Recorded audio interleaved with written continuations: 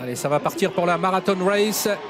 Et c'est parti avec un assez bon départ d'ensemble des différents concurrents, si ce n'est Grace du Dijon qui est mal partie. Elle est partie à faux, elle a concédé pas mal de longueur et c'est tout de suite It's Dollar Maker qui a été placé à l'avant du peloton par Eric Raffin. Jumba de Guez est bien partie alors qu'Iroise de la Noé, eh bien, elle patiente, elle est parmi les dernières pour l'instant alors que les concurrents abordent la descente. Le tenant du titre, Hussard du Landré, qui est bien parti, qui vient au centre de la piste avec à son intérieur Idéal Lignery, et on note également Grace du Dijon qui vient un petit peu plus loin, mais pour l'instant deux chevaux détachés. It's Dollar Maker, Eric Raffin, Jumba de Guez, Jean-Michel Bazir. Et on va voir quel va être le choix de Jean-Michel Bazir. Est-ce qu'il va rester derrière It's Dollar Maker? Est-ce qu'il va chercher un relais? Est-ce qu'il va rester pour l'instant à l'extérieur? Ces deux-là pour l'instant avec quelques longueurs d'avance pour aborder une première fois le tournant de la plaine sur Idéal Lignery. Justin Bold qui progresse à l'extérieur d'Hussard du Landré. Ampia Médé qui a déjà remporté cette course est en bonne place, elle est environ 5/6e. Quant à Iroise de la Noé, eh bien c'est un choix tactique de la part de Thomas Lévesque qui n'a pas cherché à démarrer et qui se retrouve quasiment en dernière position à près de 50 mètres des deux chevaux de tête. Ouais, et Jumba de Guez, Jean-Michel Bazir qui passe à l'attaque et qui va venir prendre la tête. It's Dollar Maker qui est en deuxième position.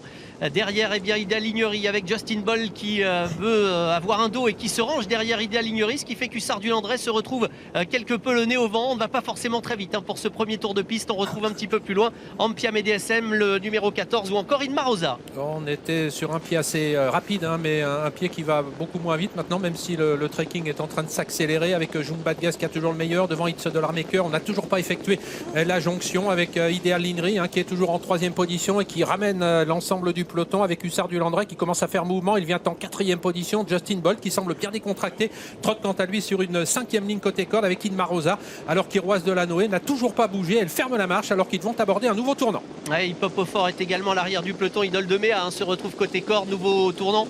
Et donc Jumba de Guez qui a toujours l'avantage, pas de véritable changement. It's Dollar Maker qui est en deuxième position avec Hussard du Landré qui se retrouve toujours le nez au vent. Idéal Lignery qui vient côté corde, Inma Rosa qui est couverte dans le wagon de la deuxième épaisseur avec également Josh Power qui est au sein du peloton. Justin Bold venant un petit peu plus loin côté corde. Et est-ce que Thomas Lévesque va réagir avec la favorite qui est toujours à l'arrière-garde, Iroise de la Noé? Oui, mais elle a beaucoup de ressources, donc Thomas Lévesque commence à la laisser faire. Il reste un peu plus d'un tour de piste à parcourir et voilà Iroise de la Noé qui commence maintenant à sortir de sa réserve, à quitter l'arrière du peloton. Il est vrai que devant les prunes on ne va pas très vite. Josh Power également s'est décalé pour venir en troisième épaisseur désormais. Jumba de Guez qui assure toujours le tempo. Jean-Michel Bazir a regardé l'écran géant dans son dos. Il y a toujours It's Dollar Maker et voilà des attaques, celle de Josh Power, celle d'Iroise de la Noé. Inma Rosa à la bonne course, elle est en sixième position dans le dos d'Hussard du Landré. Et une nouvelle fois la descente, Jumba de Guez, Josh Power qui s'est rapproché, Iroise de la Noé qui vient également à l'extérieur avec It's Dollar Maker, Hussard du Landré qui a désormais un dos avec également Idéal Lignery qui vient un petit peu plus loin. Que va-t-il se passer? Est-ce que Thomas Lévesque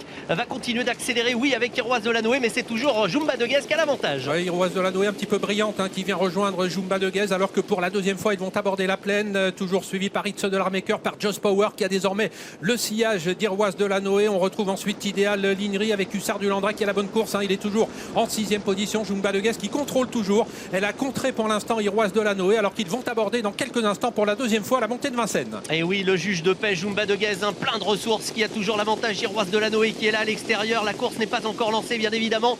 Et toujours It's Dollar Maker avec Josh Power sur une deuxième ligne. On retrouve ensuite Idéal Lignery avec Hussard du Landré.